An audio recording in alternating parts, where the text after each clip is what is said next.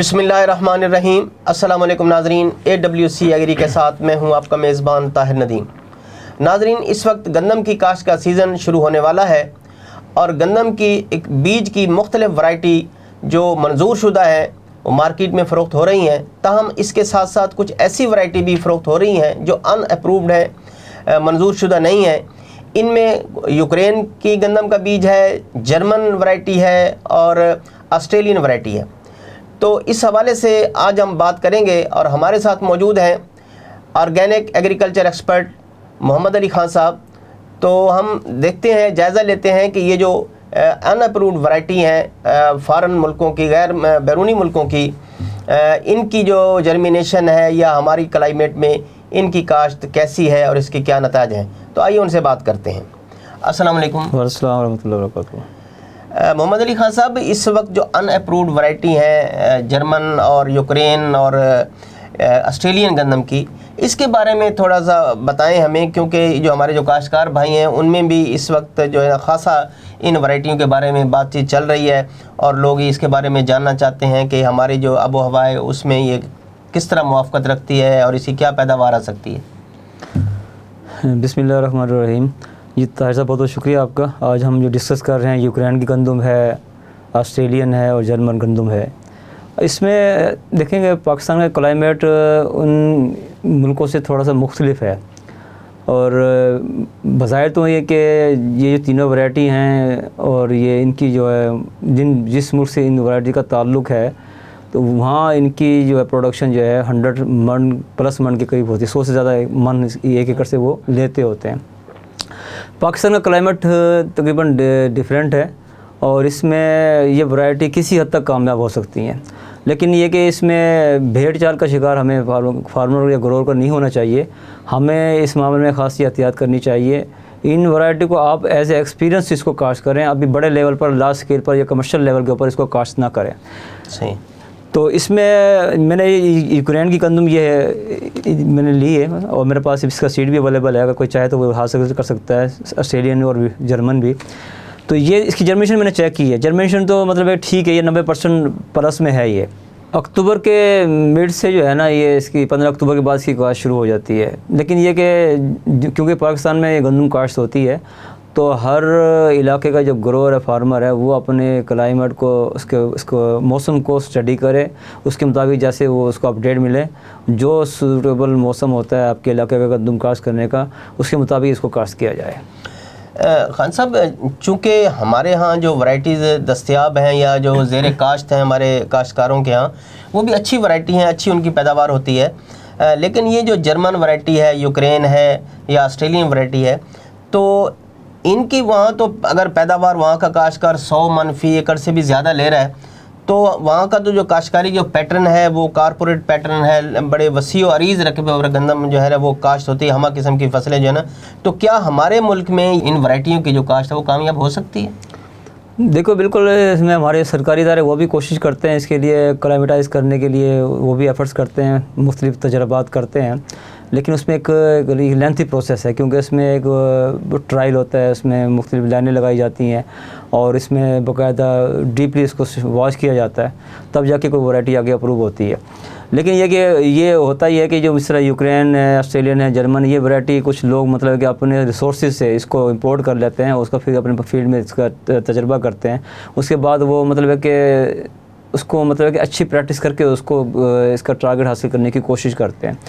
तो अब तक जितने भी मतलब है कि लोगों ने ये, क्योंकि पहला साल है या दूसरा साल है ये इन वैरायटीज़ को इंट्रोड्यूस हुए हुए, तो लेकिन ये कि मैं इसको अभी, क्योंकि बेचारा हमारा फार्मर जो होता है वो इतना वेल अवेयर नहीं होता, उसमें इतना ज़्यादा शऊर नहीं होता कि वो मतलब कि नई वैरायटी को फ़ौरन इस्तेमाल में लाकर इसको कल्टीवेशन करे इसकी और इसके रिज़ल्ट अच्छे ले लें। तो ये है कि आप दूसरी जहाँ गंदम जहाँ काश्त करते हैं लोकल वैरायटीज़, उसके साथ कुछ एरिया ये इन वैरायटीज़ का भी काश्त कर लें। मतलब है कि कल को ये ना हो कि आप बिल्कुल पीछे रह जाएं, या ये ना हो कि मतलब है कि इसमें आपको नुकसान ज़्यादा हो जाए, फिर बाद में आप डिसहार्ट भी हो जाएं। दोनों एस्पेक्ट हैं, दोनों पहलू हैं। इसको मतलब रखते हुए अब हमें किसान ने अपना फैसला खुद करना है कि मैंने कितनी लगानी है। कोई 1 कनाल लगाए, कोई 2 कनाल लगाए, कोई 1 एकड़ लगा ले जिसके पास ज़्यादा रकबा है। लेकिन ये कि थोड़ा थोड़ा ये बीज इसको लगा ले, ताकि नेक्स्ट ईयर के लिए आपको पास इसका कॉन्सेप्ट आपका क्लियर हो जाए कि ये बीज आया कि मैंने नेक्स्ट ईयर इसकी कल्टीवेशन करनी है नहीं करनी। औसत के हवाले से मतलब कि इसके बारे में मुख्तलिफ राय हैं, लेकिन कुछ लोगों ने ये लगाया है, उन्होंने इसको 80 मन भी हासिल की है, 90 भी, 100 भी हासिल की है।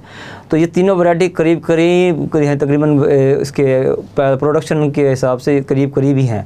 और इसमें तकरीबन इन वैरायटीज़ का जो है 15 से 20 किलो बीज जो है बज़रिया छट्टा ये लगाया जा सकता है। तो इसकी जो टिलरिंग है, जो मतलब इसके जो तने बनते हैं, इसके जो टिलरिंग होती है वो तकरीबन 50, 60, 70, 80 तक टिलर एक दाने से इसका बनता होता है इन वैरायटीज़ का। तो ये चीज़ मतलब देखने में आई है। तो इसमें इसीलिए मतलब है कि बड़ा रिस्क ना लिया जाए, एक महदूद पैमाने पर रिस्क उतना लिया जाए जितना आप उसको बर्दाश्त कर सकें। हमारे यहाँ जो गंदम की वैरायटी हैं उनके बारे में भी थोड़ा सा बता दें कि उनका जो फ़ी दाना है वो कितने खोशे बनाता है या टिलर बनाता है, और ये जो है ये कितने बना देती है? देखो हमारे जो है ना, जो लोकल क्लाइमेट की जो हमारी वैरायटी है वो भी मतलब वैरायटी किसी तरह से कम नहीं है। बात यह कि इसमें आप फर्टिगेशन प्रॉपर तरीके से करें और इसकी देखभाल अच्छे तरीके से करें तो वो भी चीज़ मतलब कि आपकी 80-90 मन जो है 100 मन, बल्कि हमने तो ये भी कुछ दोस्तों को हमें बता रहे थे कि वो 100 मन तक लोकल वैरायटी से उन्होंने गंदम की पैदावार हासिल की है। बात इसकी प्रैक्टिस की है, आपने इसको मतलब कि अच्छे तरीके से उसको आपने बर वक्त खाद देनी है, कल्टिवेशन टाइम आपको ठीक होना चाहिए, अगर कोई वीड्स का प्रॉब्लम है वीड्स भी बर वक्त रिमूव होनी चाहिए। तो ये सारी जितनी प्रैक्टिस आपकी अगर जितनी ज़्यादा अच्छी होगी उतनी ज़्यादा प्रोडक्शन जो है आपको हमारी लोकल वैरायटी से भी आ सकती है। तो हमारे यहाँ भी गंदम में आमतौर तो ये देखा जाता है कि इस पर जो बीमारियों का जो हमला है वो बहुत कम होता है। ज़्यादा से ज़्यादा इसमें कोई वीडिसाइड हो जाती है, जड़ी बूटी हो जाती है, तो उसके मतदारों किया जाता है। तो इनके बारे में बताएं कि ये जो वैरायटी है इनमें जो जड़ी बूटी है उनकी क्या सूरत हाल है, और इनमें अगर कोई बीमारी होती है तो वो क्या है, इसके बारे में आपके पास क्या इन्फॉर्मेशन? देखिए ये क्योंकि अनअप्रूव्ड वैरायटी है, इसमें ये इस हमारे लोकल हालात के अंदर लोकल मौसम के मुताबिक जो है इसमें प्रॉब्लम आ सकते हैं। इसलिए मैं रिकमेंड ये करता हूँ कि इसको महदूद लेवल पर इसको कल्टीवेट करें। और दूसरे कि देखें ज़मीन के अंदर हमारी pH हाई हो चुकी है, कीमियाई खादों के मुसलसल इस्तेमाल से या गैर मुतनासिब इस्तेमाल से हमारे ज़मीन का जो इंटरनल स्ट्रक्चर है वो खासा डिस्टर्ब हो चुका है। तो इसमें वीड्स का आंसर भी आ गया है, इसमें सॉइल बोर्न डिजीज़ भी आ गई हैं। इसमें मेरे रिकमेंड यही करता हूँ कि ये खाने का आइटम है, ये इंसानी ग़िज़ा से इसका फसल का ताल्लुक़ है। तो आप कीमियाई खादों की तरफ ना जाएं, नामियाती मादे वाली खादें हैं वो उनको इस्तेमाल में करें, या ऑर्गेनिक खादें इस्तेमाल करें, या बायो खाद इस्तेमाल करें, ताकि जो बीमारी है तो उसकी वजह से कम होंगी आपकी, और उसकी फसल की जो है उसकी प्रोडक्शन भी आपकी कोई डिस्टर्ब नहीं होगी, और इसकी वजह से आपके फसल की जो क्रॉप प्रोडक्शन है, जो हमारा जो फसल हमें हासिल होगी उसके अंदर न्यूट्रिशन वैल्यू उसके अंदर ज़्यादा होगी। तो वो इसमें ऑर्गेनिक मैटर की तरफ जाएं, ऑर्गेनिक मैटर को इन्हांस करने के लिए, इंक्रीज़ करने के लिए उसके लिए अमली तदाबीर अख्तियार करें, और मतलब कि DAP की जगह बायो ऑर्गेनिक फास्फेट वो इस्तेमाल करें। और जितने मतलब है कि खादें आप नामियाती मादे वाली या ऑर्गेनिक खादें आप इस्तेमाल कर सकते हैं तो वो करनी चाहिए, ताकि आपको प्रोडक्शन भी अच्छी हो और इसकी ग़िज़ाइयत भी अच्छी हो आपके लिए। अच्छा, हमारे यहाँ जैसे कि आपने कहा कि ज़मीन की जो हैयत है, स्ट्रक्चर है, वो कीमियाई खादों के इस्तेमाल की वजह से वो ख़राब हो रही है, और हम इस वक्त गंदम की काश्त के हवाले से बातचीत भी कर रहे हैं। तो कोई ऐसा मशवरा हमारे काश्तकार भाइयों को दें कि चूँकि हमारी जान फ़िलहाल तो इन कीमियाई खादों से नहीं छूट सकते, हमारी ज़मीनों को भी आदत है, और हमारी जो ज़मीनें वो खाली भी नहीं होती, पै दर पै फसलें काश्त होती रहती हैं, जिससे ज़मीन की जो ज़रख़ीज़ी है वो मुतासिर होती है। तो वो क्या तरीक़ाकार इख्तियार करें कि उनकी जो ज़मीन का स्ट्रक्चर है वो काश्त के साथ साथ बेहतर होता रहे, और उसमें नामियाती मादा जो है वो बढ़ता रहे, और ये जो उसका जो कीमियाई खादों का असर है वो भी कम हो जाए, और कीमियाई खादों का इस्तेमाल भी कम हो जाए? देखिए इसके लिए तो जो आजकल डॉक्टर आसिफ शरीफ साहब का एक मतलब इसका पैटर्न चल रहा है, जिन्होंने ये पिकनिक पायदार कुदरती निज़ाम काश्तकारी इंट्रोड्यूस कराया है, इसे पैराडॉक्सिकल एग्रीकल्चर भी कहते हैं। इस निज़ाम को अडॉप्ट करें तो इसमें आपके सारे ये मसाइल आपके हल हो जाएंगे। आपके वीडिसाइड से भी जान आपकी छूट जाएगी, आपके पेस्टिसाइड से भी जान छूट जाएगी, आपके फर्टिलाइज़र से भी जान छूट जाएगी।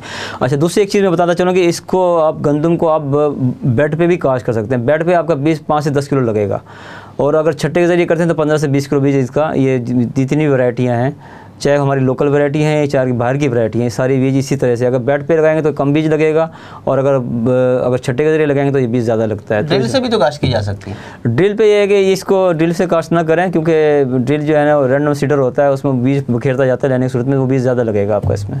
बहुत बहुत शुक्रिया खान साहब। बहुत शुक्रिया, थैंक यू सो मच। नाजरीन, आपने बैरूनी जो गंदम है उसकी काश्त के हवाले से मोहम्मद अली खान साहब की बात सुनी। तो हमारे काश्तकारों को चाहिए कि अगर इस वक्त मार्केट में इन इकसाम का बीज मौजूद है और हमारे काश्तकारों में इन इकसाम की काश्त का जज्बा भी है, उनकी ख्वाहिश भी है कि वो इनको काश्त करें, तो उसके लिए ज़रूरी है कि वो इसको कम रकबे पर काश्त करें, चूँकि ये नई वैरायटी हैं और उन इसके बिहेवियर के बारे में इल्म नहीं है कि ये कैसा बिहेव करेंगी हमारे इस क्लाइमेट में। तो लेकिन वो इसको काश्त भी ज़रूर करें ताकि उन्हें इस बात का अंदाज़ा हो जाए कि इसकी जो अफादियत है वो कितनी है और इससे जो पैदावार है वो किस कदर हासिल कर सकते हैं। तो आज तक के लिए इतना ही। आइंदा सेगमेंट तक अपने मेज़बान ताहिर नदीम को दीजिए इजाज़त। अल्लाह ने के बाद। बहुत शुक्रिया।